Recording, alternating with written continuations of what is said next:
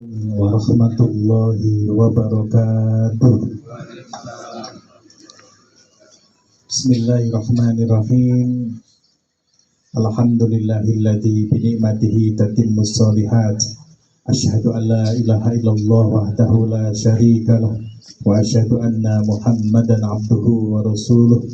Allahumma salli wa sallim wa barik ala sayyidina wa habibina wa syafi'ina wa maulana Muhammadin wa ala alihi wa sahbihi wa man tabi'a sunnatahu wa jama'atah min yaumina hadha ila yaumin nahda amma ba'du.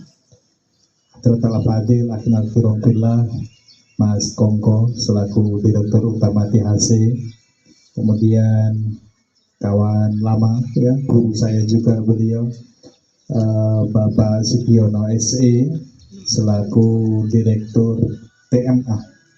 Semoga keduanya ini senantiasa diberikan kesehatan, dilancarkan segala urusannya, diberkahi oleh Allah Subhanahu wa taala sepanjang waktu.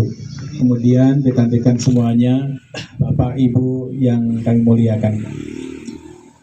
Alhamdulillah wa syukurillah bahwasanya kita bisa hadir di majelis yang insya Allah penuh barokah ini. Sebagaimana tadi disampaikan oleh Bapak Direktur, semoga pertemuan ini benar-benar menjadi wasilah semakin mengakrabkan persaudaraan di antara kita. Amin Allahumma amin. Persaudaraan yang tidak hanya antar pimpinan dan karyawan, tidak hanya antar staf, persaudaraan yang tidak hanya antar kampung, persaudaraan yang tidak hanya antar kabupaten, antar suku, tapi mudah-mudahan persaudaraan yang antar hati sehingga kita nanti bisa ketemu di surganya Allah Subhanahu wa taala. Amin Allahumma amin. Bapak Ibu yang saya muliakan, ini kalau saya lihat wajah-wajahnya dari Mas Kongko sampai ke sana nih, ibu-ibunya semuanya sampai ke pembawa acara sampai pagi ini sepertinya wajah-wajah calon penghuni surga semuanya. Amin. Saya teringat akan sebuah riwayat yang menyampaikan innallaha ta'ala ja'ala bani adam ala tamanin hisolin. Sesungguhnya Allah Subhanahu wa taala itu menciptakan anak keturunan Adam itu menjadi 8 kelompok, Bang Ivan. Minha arba'uri alil jannah, 4 diantaranya adalah calon-calon penghuni surga. Saya sebutkan satu saja. Apa itu calon penghuni surga? Yang pertama ciri-cirinya, yang pertama adalah, saya sebutkan satu aja ini, wajhun malihun, wajah yang sumeh. Wajah sumeh itu apa bahasa Indonesianya, Bang? Berseri-seri ya, wajah yang berseri-seri. Ini saya lihat dari awal tuh berseri-seri semua wajahnya.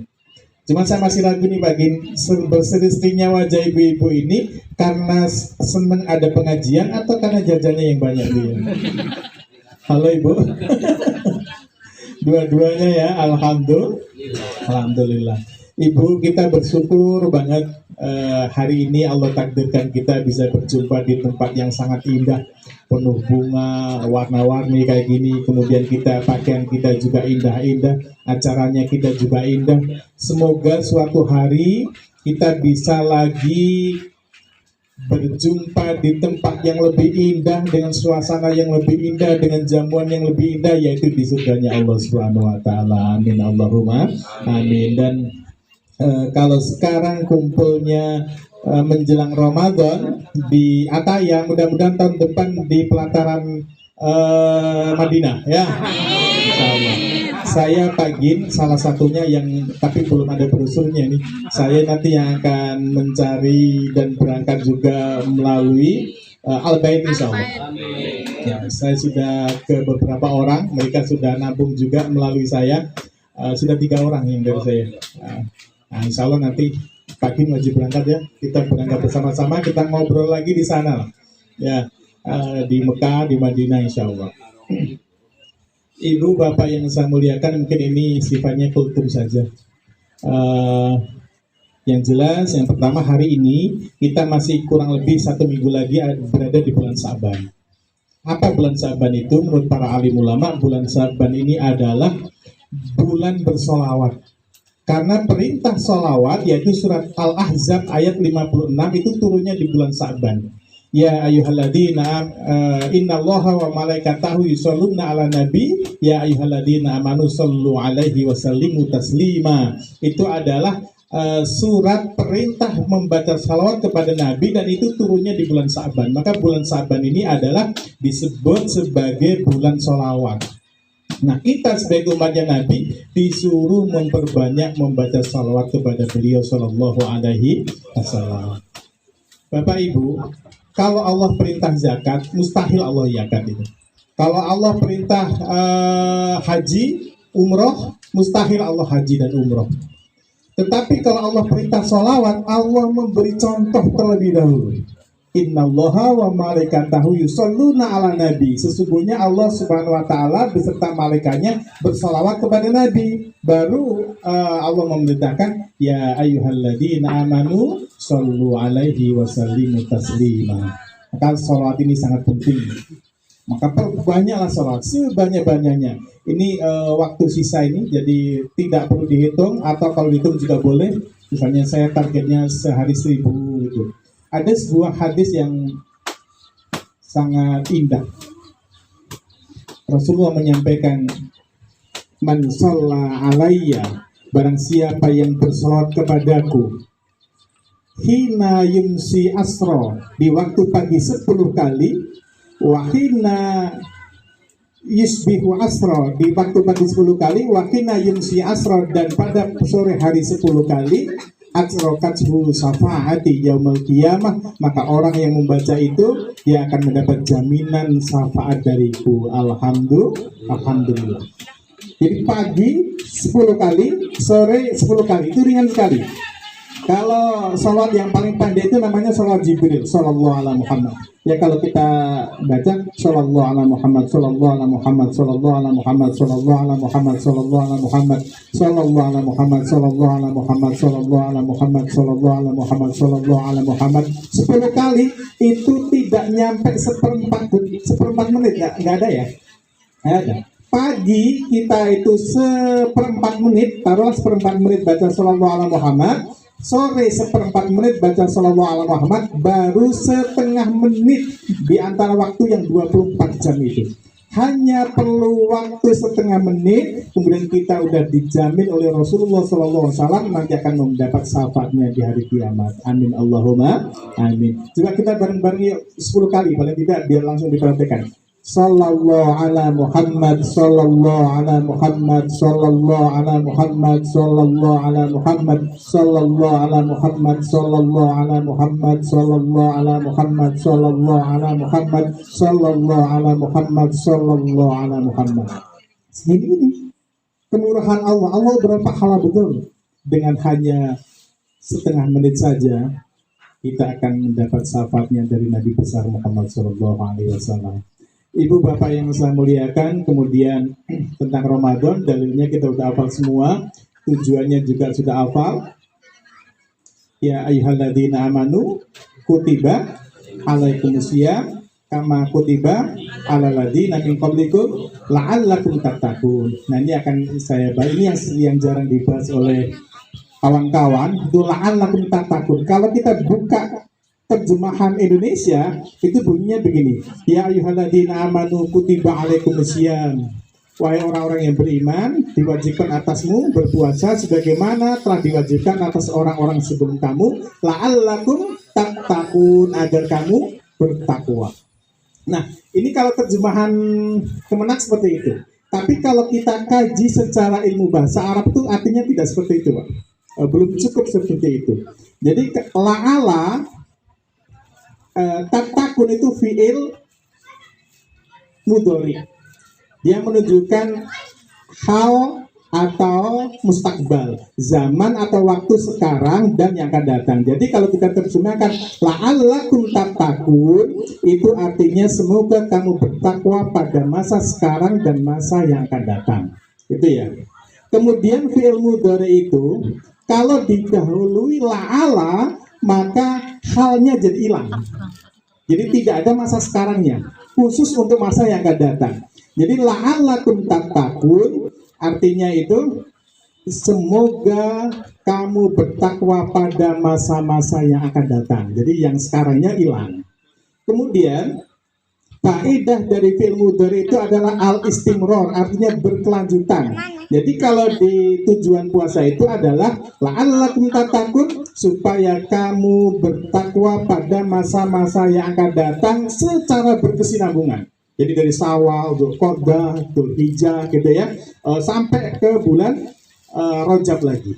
Nah, artinya kesuksesan puasa sesungguhnya tidak bisa kita raih saat kita di bulan Ramadan, tapi bagaimana ketakwaan kita pada bulan-bulan selanjutnya. Jadi Ramadan itu baru training aja, baru tarbiyah gitu ya, agar kita menjadi orang-orang yang bertakwa pada bulan Syawal, bulan Dzulqa'dah, bulan Dzulhijjah, bulan Muharram dan sebagainya secara berkesinambungan. Ini kan secara bahasa Arab. Nah, takwa itu apa toh? Takwa itu adalah, kalau secara khotib bilang itu menjalankan perintah Allah, meninggalkan larangannya. Tapi akan kita bahas secara detail sebenarnya bagiannya, nggak apa-apa ya begini. 5 menit lagi, siap? Iya. Ini biar kita tahu apakah takwa kita itu naik apa turun, itu nanti bisa mengevaluasi. Jadi takwa itu sama dengan hukum Islam yang 5, Ibu Bapak. Hukum Islam yang 5 secara fikih. Nanti ada hukum Islam yang 5 secara fikih, ada yang secara thariqatul atqiyah, jalannya orang-orang yang takwa. Yang pertama adalah wajib. Wajib itu secara ilmu fikih apa artinya? Bila dikerjakan mendapat pahala, bila dikerjakan mendapatkan dosa. Jika ditinggalkan mendapat dosa. Kalau menurut thariqatul atqiyah, wajib itu harus diperindah. Jadi kalau wajib itu diperindah, karena wajib itu tidak bisa ditambah, tidak bisa dikurang. Misalnya sholat subuh itu 2 rakaat, nggak bisa kita semangat dijadikan 4 rakaat atau jadi 1 rakaat, itu nggak bisa. Maka satu-satunya jalan diperindah. Jadi yang pertama adalah wajib itu diperindah, bacanya nggak buru-buru, kemudian kalau perlu mandi terlebih dahulu, pakai parfum, pakai pakaian yang terbaik, ini namanya memperindah. Puasa juga demikian, kita perindah puasa itu. Jadi kalau ibu-ibu, halo ibu, bu, masih hidup? Saya khawatir di sini hanya jasad-jasadnya aja Mas Toto. Pikirannya udah renang, udah nyemplung ke situ, udah mau foto gitu ya. Bu, Pak Gin, kalau di daerah saya Temanggung itu Pak Gin, kalau dipanggil kok diam saja, tapi matanya melotot Bang Ivan, itu namanya ikan asin. Bu, takut dikatakan ikan asin berarti. Ibu, jadi wajib itu harus diperindah. Seperti sholat itu wajib, harus diperindah. Nah, apalagi saya pesan tentang sholat ini untuk rekan-rekan semuanya, untuk kita juga. Wajib, sholat itu adalah wajib, harus dilaksanakan. Dan Allah sangat bijaksana Bapak Ibu. Allah sangat bijaksana, waktunya tidak tumburan dengan aktivitas kita. Contoh sholat duhur, itu tengah hari. Orang Islam, orang Kristen, orang Hindu, orang Buddha, orang Katolik, orang Amerika, orang Prancis, orang Inggris, orang Jepang, kalau jam tengah hari itu adalah jam istirahat. Betul? Jadi tidak mengganggu produktivitas kita. Hanya kita sebagai seorang muslim cuman disuruh saja menambah di sela-sela waktu istirahat kita itu sholat 4 rakaat saja. Jadi tidak ada alasan untuk tidak sholat duhur. Kemudian sholat asar itu jam 4 kurang lebih. Kalau kita bekerja di kantor itu 8 jam. Kalau kita masuk jam 8 berarti jam 9, 10, 11, 12, 1, 2, 3, 4 sudah selesai 8 jam itu. Jadi tidak ada alasan untuk meninggalkan sholat asar apapun pekerjaannya, di kantor, di pabrik, di toko itu 8 jam maksimal. Kalau sudah 8 jam berarti lembur. Oleh karenanya pastikan kita tetap sholat asar. Kemudian sholat maghrib itu kita udah di rumah, udah bercengkrama dengan keluarga, udah bercengkrama dengan menantu, sudah bercengkrama dengan anak, udah mandi, udah seger. Ini tidak ada alasan untuk tidak sholat maghrib. Dan Allah Subhanahu wa Ta'ala luar biasa kasih sayangnya kepada kita. Allah tahu dari pagi sampai sore kita beraktivitas, lelah, capek, betul. Oleh karenanya sholat maghrib hanya 3 rakaat saja, tidak 4 rakaat. Kemudian sholat isya. Sholat isya itu waktunya sangat panjang. Andai kata terlalu lelah mau tidur dulu juga tidak apa-apa. Cuman kalau saran saya tetap aja dilaksanakan di awal waktu. Kemudian sholat subuh. Sholat subuh itu kalau mau ke kantor belum buka kantornya, betul Pak, betul. Ke pasar juga belum buka toko-tokonya, mau ke kebun yang petani juga masih dingin, ke pabrik juga belum buka. Oleh karenanya sholat subuh tidak ada alasan untuk ditinggalkan. Jadi Bapak Ibu yang saya muliakan, dan sholat subuh itu waktu kita bangun kita masih ini, bahasanya kita tuh masih kriip-kriip. Kriip-kriip itu bahasa Jerman. Kalau bahasanya Indonesia apa tuh ya? Antara ngantuk dan ngejaga tuh Bu. Kita kalau sudah dengar adzan, kalau saya mau tidur kok sudah dengar adzan mau sholat subuh, kalau kita mau langsung wudhu kok masih ngantuk, itu namanya kriip-kriip. Oleh karenanya karena kita masih ngantuk-ngantuk seperti itu, sholat subuh mulai besok Ibu perhatikan ini, mulai besok cukup 2 rakaat saja. Nggak usah ditambah-tambah, saya jamin sah itu. Saya jamin sah. Dan inilah kemurahan Allah Subhanahu wa Ta'ala, tahu betul kekuatan kita itu gitu. Apalagi bapak-bapak ini, mohon maaf banget kalau misalnya sudah dengar adzan terus kita nanti dulu terus tertidur lagi sampai bangun jam 7, itu dosanya besar luar biasa. Kecuali kita memang disakinahkan sama Allah gitu loh. Kita nggak dengar apa-apa, memang nggak dengar adzan betul, terus kita bangun jam 8, itu tidak berdosa. Walaupun begitu, kita tetap harus sholat. Niatnya gimana? Usolli fardhu subhi rakaataini, kesiangan lillahi ta'ala. Qadha alillahi ta'ala gitu ya kalau yang aslinya. Jadi Bapak Ibu yang saya muliakan, sholat itu kayak gitu. Wajib, harus dilaksanakan. Saya tanya ini, Ibu, kalau di Tebu itu ada orang bisa ngangkat besi 200 kilo. Ngangkat besi 200 kilo, kemudian dia tanpa kuda-kuda langsung aja diambil besi kayak gini tuh. Itu orang kuat atau orang lemah menurut kita? Halo? Orang kuat kan? Angkat besi 200 kilo langsung tanpa kuda-kuda, itu orang kuat. Tapi di hadapan Allah Subhanahu wa Ta'ala, kalau dia bisa ngangkat besi 200 kilo tanpa kuda-kuda, tapi ngangkat kedua tangannya untuk takbiratul ihram salat subuh nggak mampu, itu lemah di hadapan Allah Subhanahu wa Ta'ala. Ada jenderalnya bintang 3, pakaiannya gagah perkasa tentara gitu kan, pegangannya senjata luar biasa gagah, tapi kalau dia nggak mampu sholat, nggak mampu takbiratul ihram untuk melaksanakan sholat subuh, itu jenderal lemah itu. Ada polisi baloknya 3, sampai berapa polisinya? Balok polisi 3 misalnya, tapi ketika waktu subuh dia tidak mampu menyingkirkan selimutnya untuk segera bergegas ambil wudhu, dia tidur lagi dan tidak sholat subuh, itu polisi-polisi lemah yang tidak akan pernah bisa diandalkan untuk NKRI tercinta itu. Maka sholat itu luar biasa. Ibu yang saya muliakan, itu yang pertama, wajib itu harus apa Ibu? Diperindah. Kemudian sunnah itu kalau menurut fikih adalah jika dilakukan mendapat pahala dan jika ditinggalkan tidak apa-apa. Itu sunnah menurut fikih.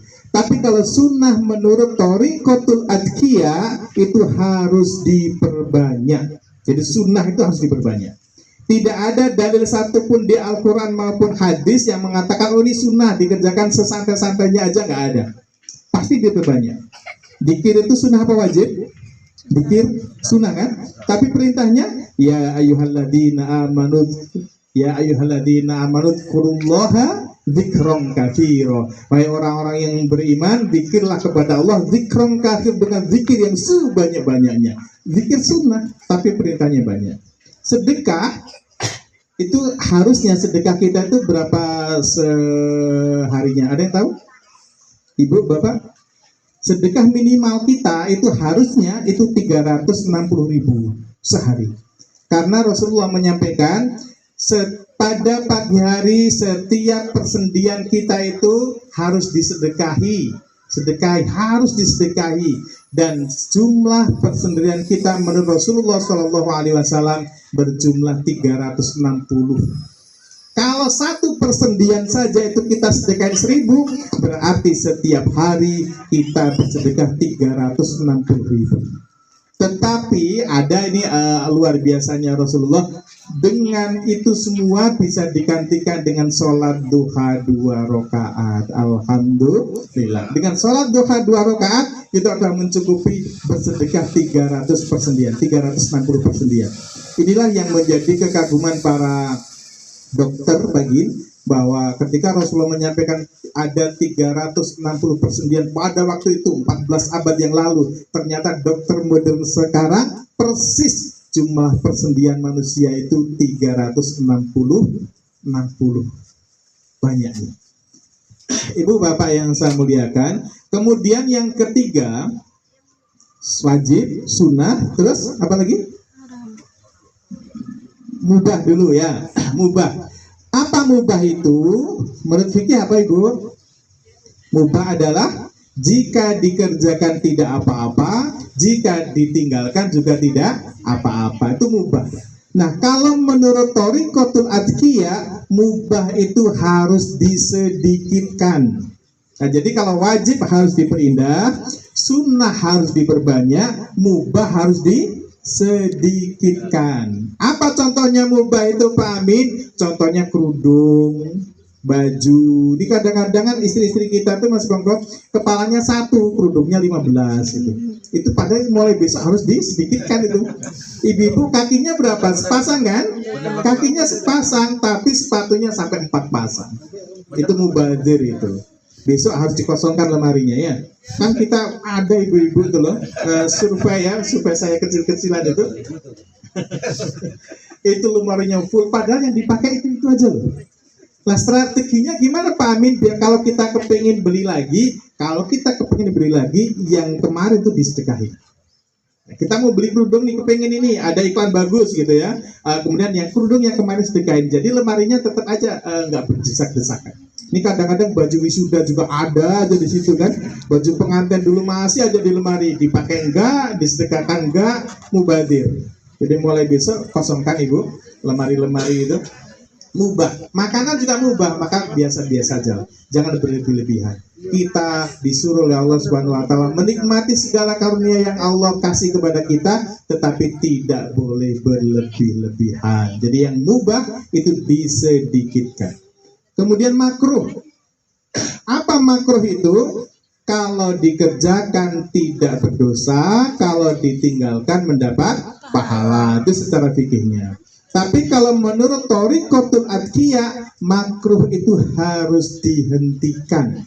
Wah, ini makruh itu harus dihentikan itu. Banyak banget contoh-contohnya makruh. Kayak jengkol, pete gitu ya. Rokok katanya ya. Itu kalau kita mau meniti jalan ketakwaan, hentikan itu. Nah itu. Pelan-pelan ya, pelan-pelan. Ya. Ibu, bapak yang saya muliakan, petik jengkol itu makruh kalau mentah ya ibu. Kalau mentah. Kalau sudah matang tidak lagi. Nah, kalau sudah dimasak dia tidak makruh lagi.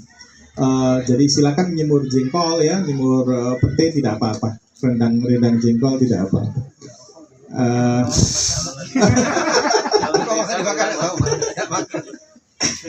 Ibu bapak yang saya muliakan, kemudian makruh. Kemudian selanjutnya adalah haram.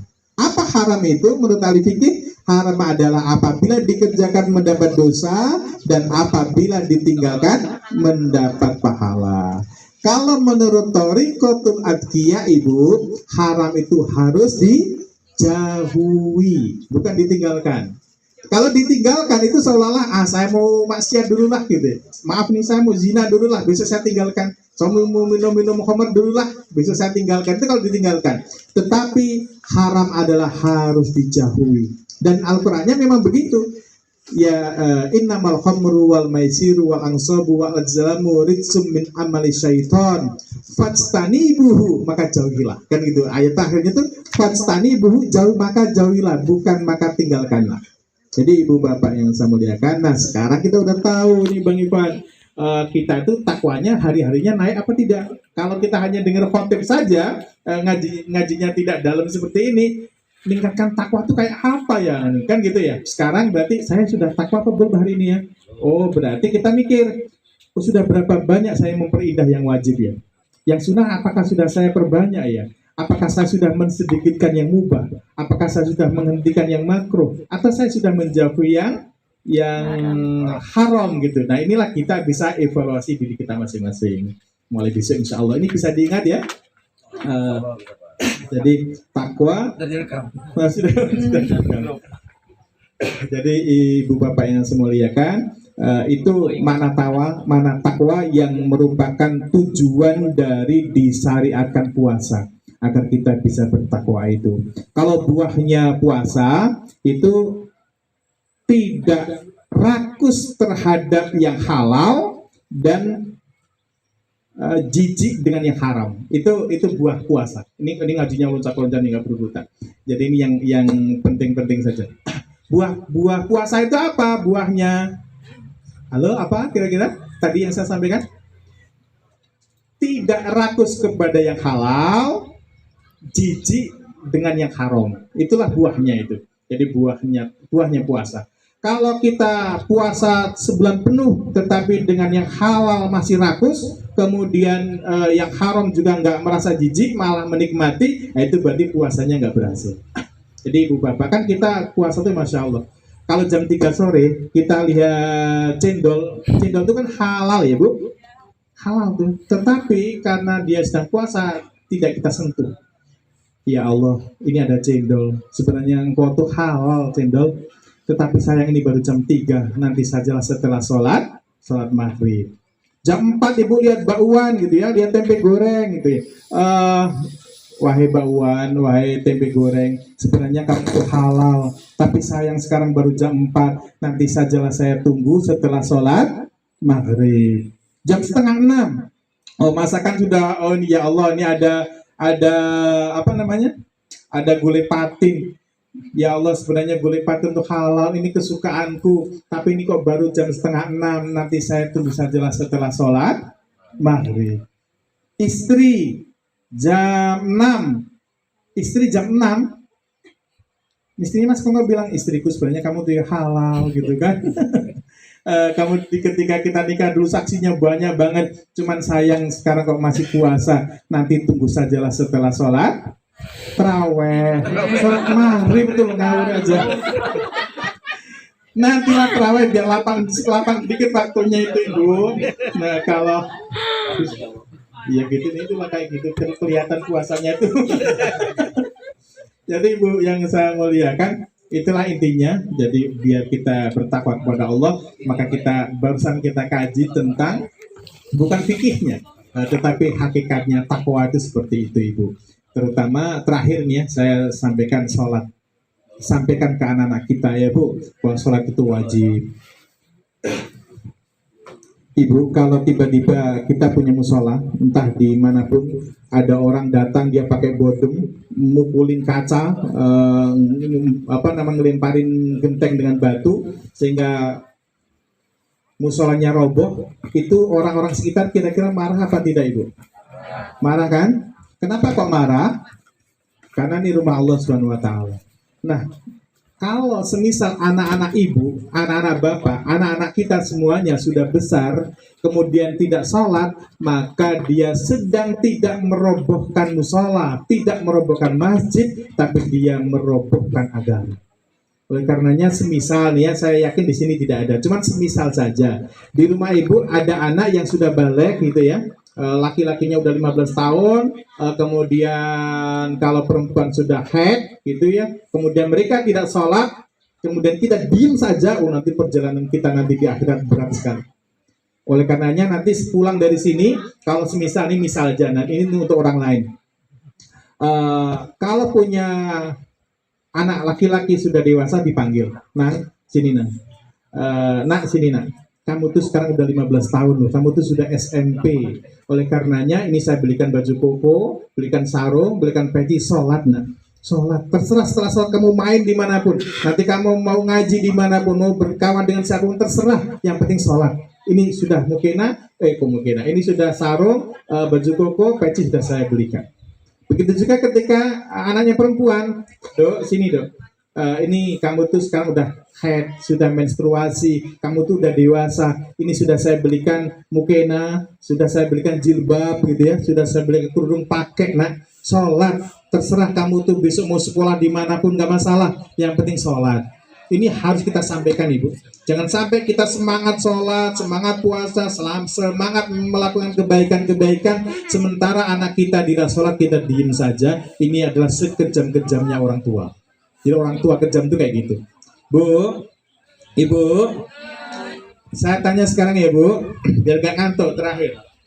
Bu, semisal Ibu tuh punya anak, anaknya itu baru SMP lah, kemudian dia baru kemah, capek banget sampai di rumah, kemudian dia tertidur, saking pulasnya karena capek itu, saking pulasnya, tiba-tiba kamar anak Ibu tuh konslet listriknya, terus ada api, apinya membakar dengan cepat, korden, kemudian atap itu dikebakar semua.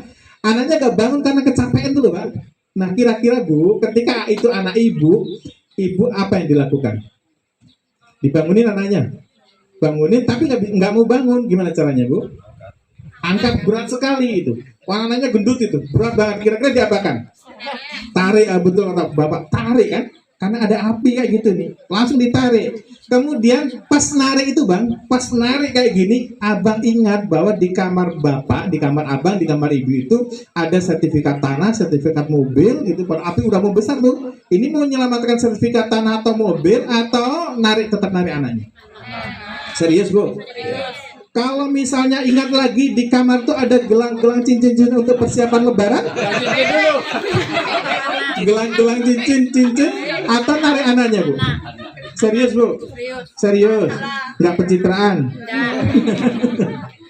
Nah itulah Ibu, untuk menyelamatkan api dunia itu kita berkorban, hilang cincin, hilang gelang, hilang sertifikat, nggak ngurusin, yang penting anak kita selamat.